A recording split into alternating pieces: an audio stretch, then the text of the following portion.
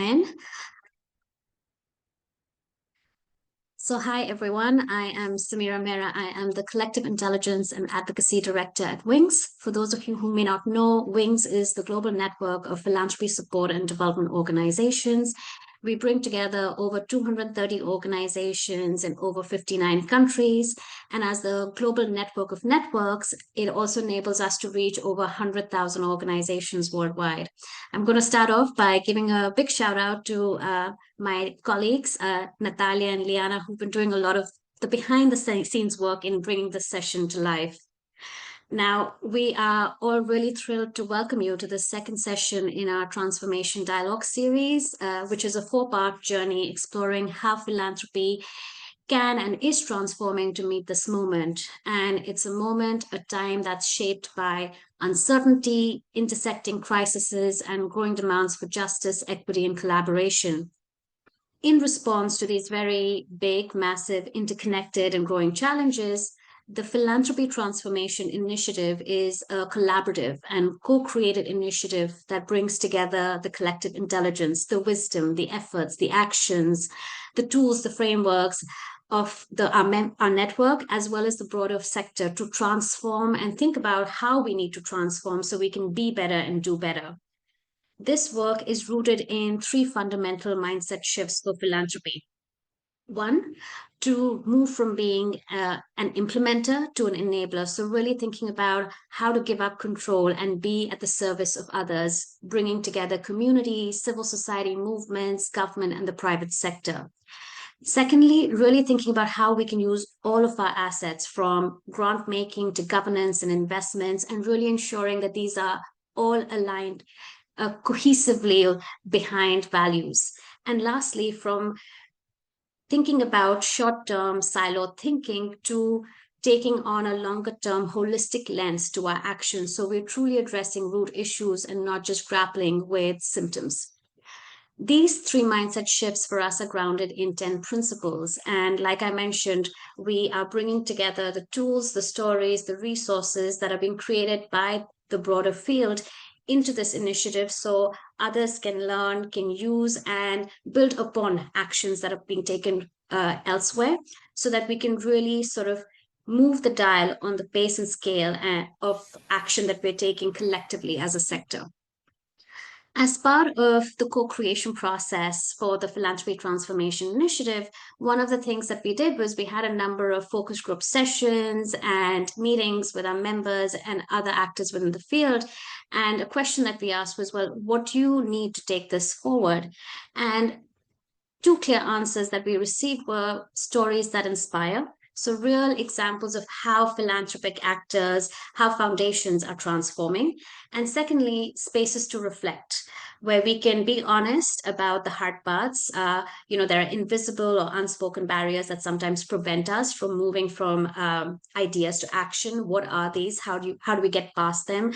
What are the shifts in mindsets that are needed? And not just shifts in mindsets, but the structures and incentives to move towards this action, again, at the pace and scale that is needed to meet the moment. And so that's what the dialogue series is all about. It's about bringing these transformation journeys to life. Today, we're focusing on principle 3, centering trust, sharing power, and committing to long-term flexible support.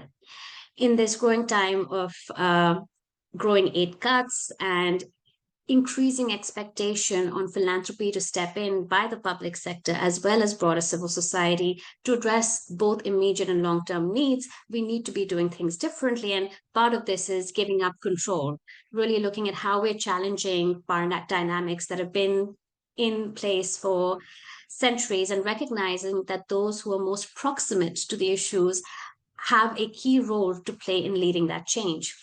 In this session, we're going to hear from two foundations, Focus Central America and Oak Foundation, different in size but aligned in intent, who are reshaping their practice by giving up control, embracing core support, and investing in local leadership. The way the dialogue series session format works is that we'll begin with short stories from each of the organizations, about 8 minutes each, and then we move into a fire style conversation to really dig into the how of this transformation. But before we dive in, we want to hear from you. And a quick reflection to get us started. So my colleague is going to share a Mentimeter link and a code that you should be able to scan. Natalia, I'm looking to you.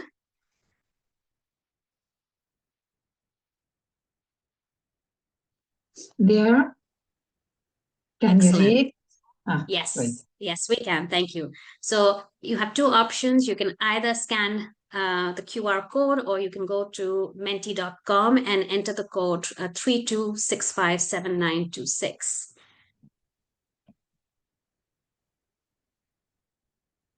I am going to do the same.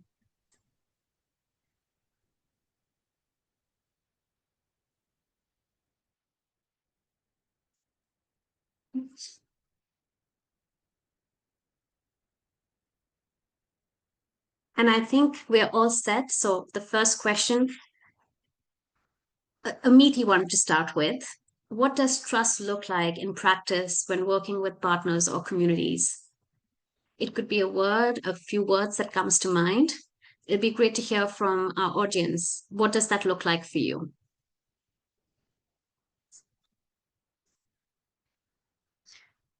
And for those of you who've just joined us, we're just doing a quick exercise to hear a bit from you, the audience.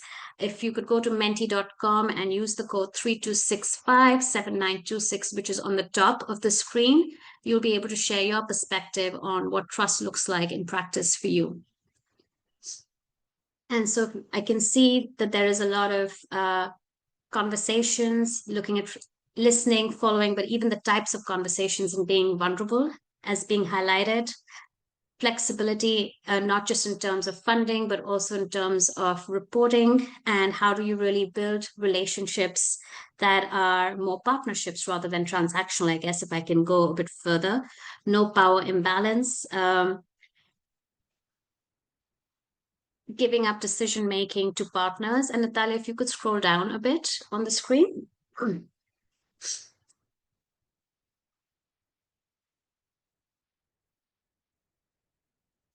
There's a lot that I'm seeing now around transparency and openness in these relationships, making sure that we are actually not micromanaging, so giving up control.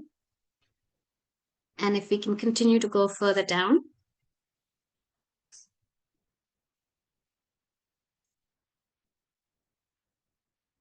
shared learning and learning together, I think, is a really great one, because I think peer-to-peer learning is an important avenue to share expertise, experiences, and also build the kinds of relationships we need for these transformational actions to take root.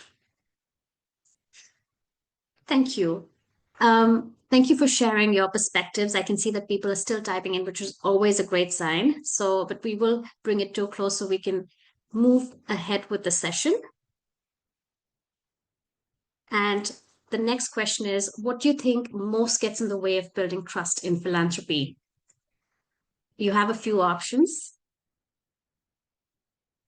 Short-term project-based funding, top-down decision-making without community input, lack of transparency, power imbalances, excessive reporting, fear of failure. And it's interesting to see that a number of these were mentioned in the question before.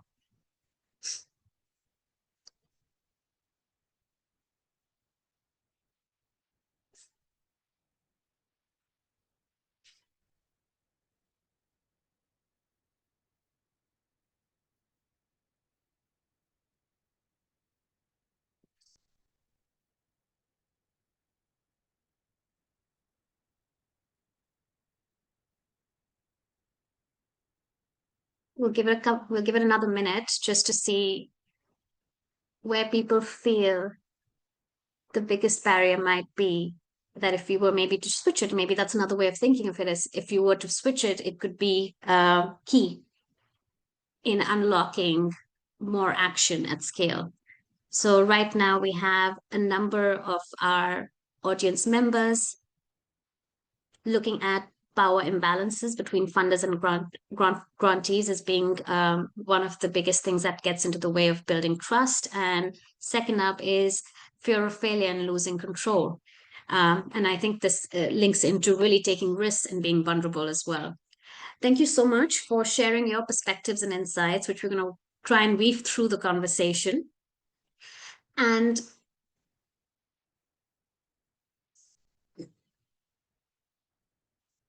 I'm going to begin by now introducing you to our storytellers for the day. So I'd like to invite Jody Ringel, who is the Executive Director of Focus Central America. Jody brings over 20 years of experience working with not-for-profits, women's rights, youth development, and resource mobilization. Focus Central America addresses root causes of forced migration by supporting grassroots organizations through trust-based, relationship-driven funding and really facilitating cross-donor collaboration in Central America. It's great to have Jody here with us. And Jody, I'm going to hand it over to you to share more about FCA's transformation journey. Great. Thanks so much, Samira. And I just want to say thank you to Natalia and Liana as well. They have just been a great support in helping us to develop our case study, which I know will be out soon. And I think it was a great exercise, and I encourage everybody to just really sort of think through your journey and the lessons learned. I think we don't always spend enough time on that. I'm Jody Ringel. I'm the Executive Director of Focus Central America. I'm based in the United States with one other person. The rest of our team are based in Central America. And I have asked my colleague, Dominica Chavez, who's calling in from El Salvador, just to drop the link to our website and then a brief video about Focus in the chat for all of your reference.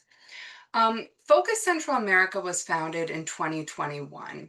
We were the third foundation of a single philanthropist, Barry Siegel, who very sadly we lost earlier this year.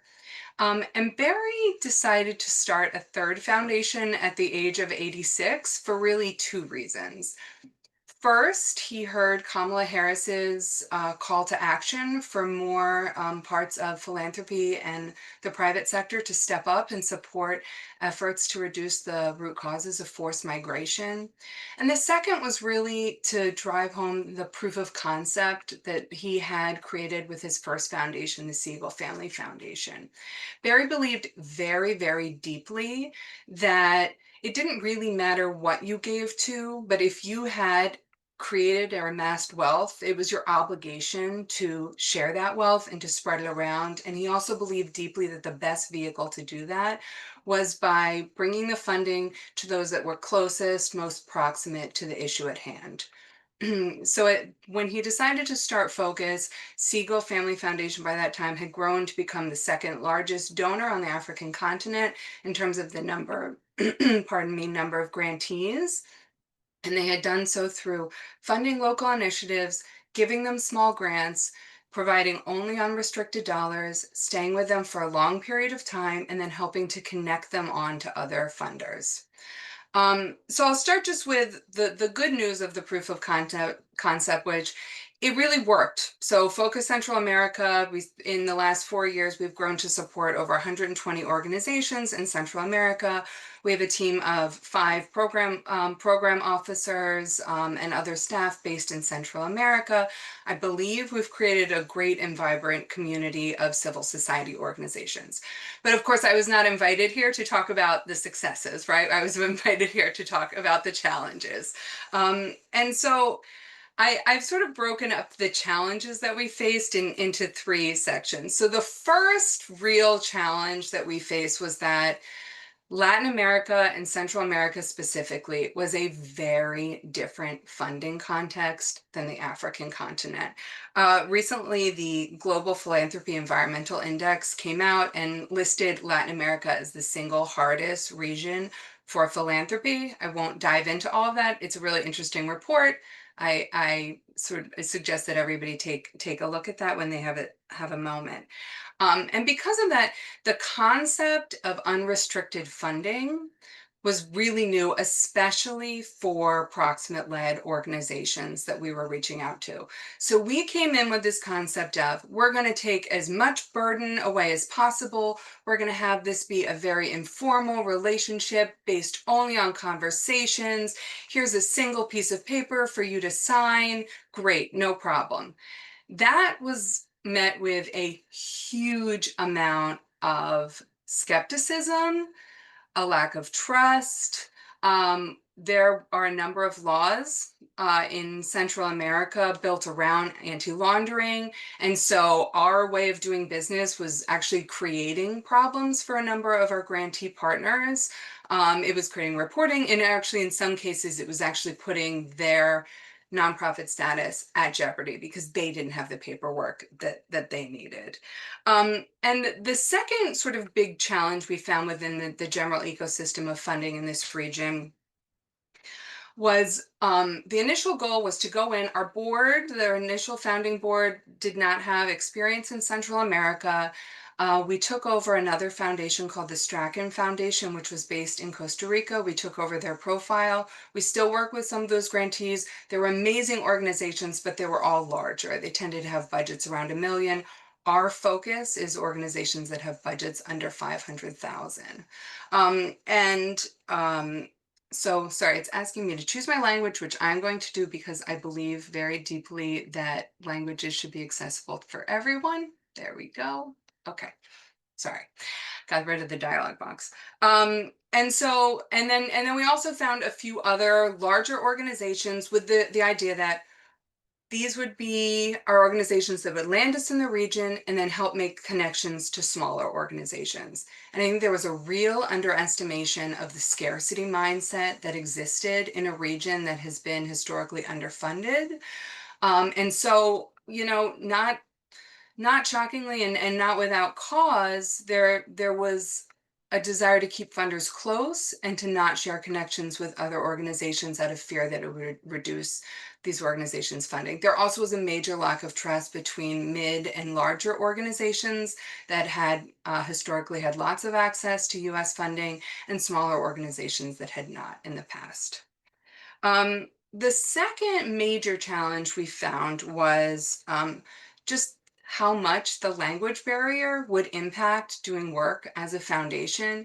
Of course, we now exist in this incredible world with all of these tools. I just selected a language. I'm sure some of you are reading in captions. We have DeepL and Google Translate. But I think despite all of that, that none of that overcomes that there will always be a barrier between direct connections when someone else is translating your words for you. And that led to some hard decisions. For example, some of the folks that were applying for our program officers who were best positioned were not English speakers. Beto, our Guatemala rep, I like to say, I mean, she speaks 3 languages. It just so happens that English isn't one of them. So there was this real discussion of what's most important. Being able to communicate with other foundations, being able to communicate with our board, or having the folks who are best positioned to understand their community and have deep ties within their community and a deep understanding of the civil society structure within their communities. There also within kind of some of the barriers that we faced was our concept is that organizations focus on their program officers. The program officers are the decision makers of all grants. But we found early on that when a program officer was saying no to funding or saying no to requests, there was frequent attempts to bypass them and go directly to me or to board members. Even just the sharing of updates. I was getting lots of great updates from organizations that were not including their program officers because of very much the mindset that the higher you can get up within the power structure, it feels like you are being better positioned. And I would say kind of group my third bucket of challenge into the general sort of ecosystem for funders at this level within Central America. So as I mentioned at the beginning, a big part of what we wanted to do was to provide educational opportunities to these organizations and then help them graduate out of our funding and onto larger funding opportunities. We found that there was a real gap. So we're funding at organizations with budgets of $10,000, $15,000, maybe $200,000, at tops $400,000.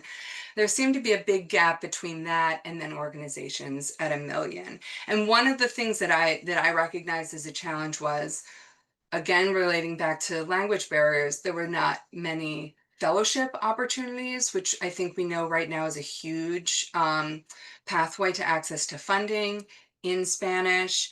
There were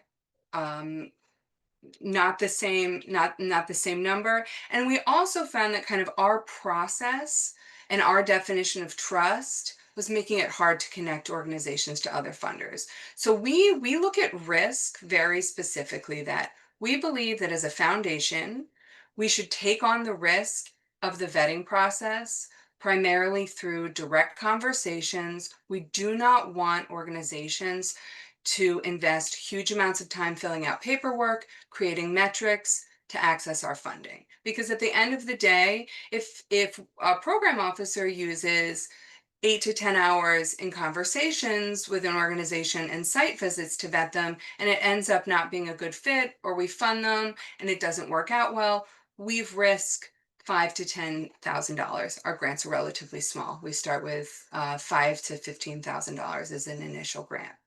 Whereas for a smaller organization, if they are spending hours and hours of multiple staff time applying and they end up not getting the funding, they have taken on a much larger risk.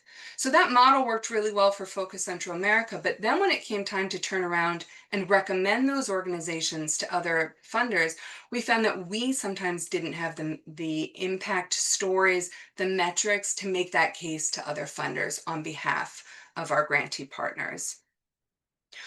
So I'll just briefly talk about some of the things that we did as a part of our growth, and then I know we'll have some more time to dig into this during the fireside chat.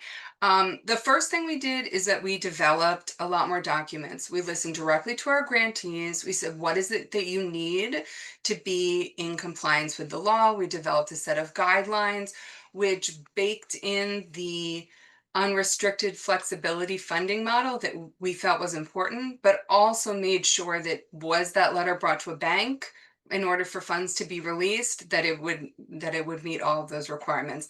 And of course, I think lots of folks on the call know that government regulations are changing, so we continue to work really directly with our grantees, making sure that we are never ever the cause of them being at risk. We also built in a lot of space for trust building between the program officers and the organizations themselves. So program officers focused a lot more time on just visiting regions and getting to know regions, speaking with community members, getting access to organizations that may not have felt comfortable reaching out to U.S. foundations before, and getting a much more holistic understanding of the different intersectional issues in the region and the different actors that were there. We also really invested a lot in building a community. So this is something we took from the Siegel Family Foundation. They hold, and then also our other partner foundation, or other sister foundation, Focus for Health, does an annual event.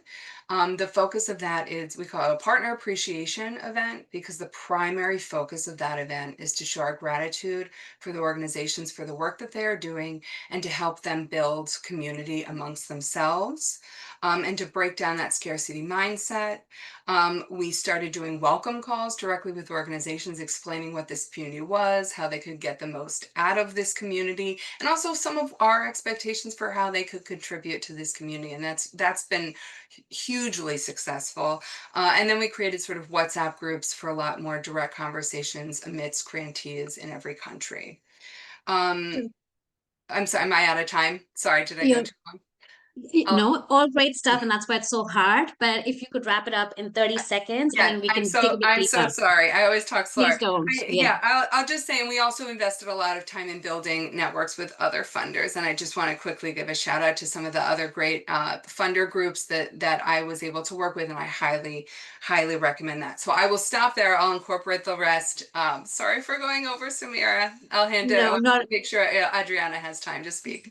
No, not at all. And this is, I think, the beauty of storytelling, because then you get it captured and you want to hear more. And I think there's a lot of what you were saying that really resonated with some of the participants around the importance of language. But also the other one that really struck me was this owning the risk. We always say that one of philanthropy's USP is being a risk taker. But sometimes we don't really step confidently into that space. So what does it mean to really own the risk, and this idea of the cost of risk to the organization, to the foundation, versus the risk of not doing something because then we won't achieve the impact? And how do we balance that out? And what does proportionality really look like? Because sometimes we get afraid of the risk in our mindsets rather than what is in actuality or reality. Thank you so much for sharing your insights. And Adriana, I'm going to welcome you next. For those who may not know, Adriana Krachun just learned today that it means Christmas. Is a head of organizational strengthening and effectiveness at the Oak Foundation.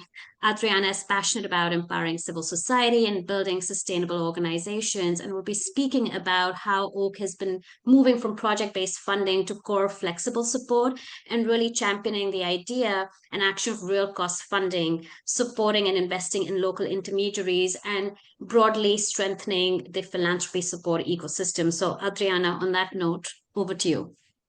Thank you so much, Samira, and really great pronunciation of my family name, which is not that easy. Hi, everyone, and thank you for this invitation.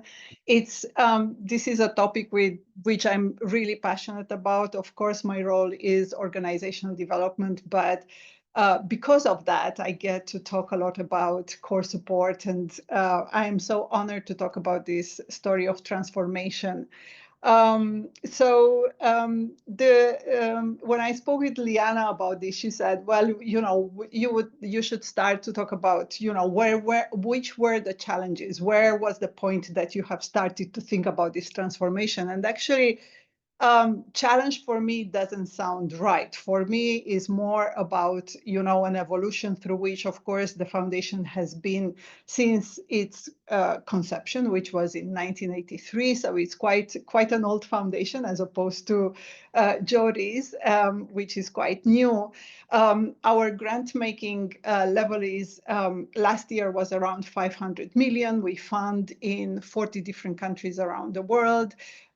We have 8 main programs and 2 country programs. I won't go very much in detail. Please take a look at our website to learn a little bit about more about us. But I was saying it was more of an evolution. So like any foundation, I think in the beginning it started with, let's support X, Y, and Z issues, and people coming to, ask for money from the founders. So the founders are one family. So this is a family foundation now with 3 generations of trustees on its board. But as the foundation grew and the programs of the foundation were formed, this the program started to sort of design their strategies and look at things more from a systemic point of view. So it was there were several inflection points where the foundation actually thought that core support, unrestricted funding makes much more sense than project-based funding. First of all, those 40 countries in which we are funding they have obviously their political and social volatility. And this political and social volatility, as you know, increases and it becomes, all-consuming. So obviously in this context, the recognition of flexible funding for partners makes a lot of sense, where they can, pivot and adapt and be resilient and be able to respond to challenges. You can't these days, you can't have a 5-year strategy any longer. You can't even have a 3-year strategy because the context changes so much that making a strategy almost doesn't make any sense. So giving that flexibility to partners to be able to respond to these volatile environments basically made sense. And of course, a huge turning point where this, theory was confirmed very much was COVID, where a lot of the foundation started to talk about how do we make sure that our partners are agile, they are resilient. Resilience, which actually to me, resilient organization, I don't like that concept because it puts a lot of focus and pressure on organizations to actually be resilient rather than, us trying to make their life much easier. So then the sort of the other inflection point was when those strategies of the programs evolved, and they sort of took into account more systemic issues that they needed to be solved. Again, makes much more sense if you want to look at things in a complexity, taking into account the complexity and systemic sort of point of view of resolving those challenges. Again, it makes more sense to provide core support than project funding. And then we participate as a foundation in the grantee perception support. We do it every 5 years, and actually this was a thing which our partners asked from us. They wanted longer term, more flexible, unrestricted support, and they said it again and again. So we try to listen to this, of course, and we are using the grantee perception support to actually refine and improve our grant making. And actually, the organizational development work at Oak started as a result of such a request from the grantee, which came through the grantee perception support, grantee perception survey. Sorry. So yeah, and then again, that was again another inflection point where organizational development became a focus of the foundation. And of course, one can always put some additional money next to a project grant and say, here is 5% or 10% on top for you to develop your organization. But of course, it makes much more sense to do it as a core support, because that allows the partner to actually address organizational development issues when they want, if they want, and whatever issues they want to address. So our sort of response to that was to gradually transform our grant making to more and more unrestricted funding. We are now at over 50% of our total funding, which is unrestricted. Our average length of a grant is about 3.5 years, so 3.5 years. So we are doing longer and unrestricted grants, and it's actually unrestricted is by default. Program officers who actually propose project funding, they have to justify why project funding and not unrestricted funding. And we believe that actually, and this is another aspect that I would like to talk about, we believe that our funding is more than 50% core support, because a lot of our funding goes through intermediary partner organizations which are based in the region or in the countries where we fund. And our grant making to them looks like project funding because it's specifically for re-granting, but actually they re-grant as core support in most cases. So I think I'm going to stop here because I don't want to go over time, but I can get into the more details of how we actually did this and what were some of the internal challenges of this transformation later on. Thank you, Samira. Thank you so much, Adriana, and you were ahead of time, but I will pass it on to Liana, who can then dive into conversations. I think it's one of the things that you started off by saying was that it is an evolution, and that is what we say, transformation is a journey. No one is going to go from a 0 to 180 straight away, but what we do need to acknowledge is how we shifting and progressing towards big change, and how do we share the journey, what's working and what isn't, so we can all do this collectively, because siloed action, fragmented action is just not going to cut it.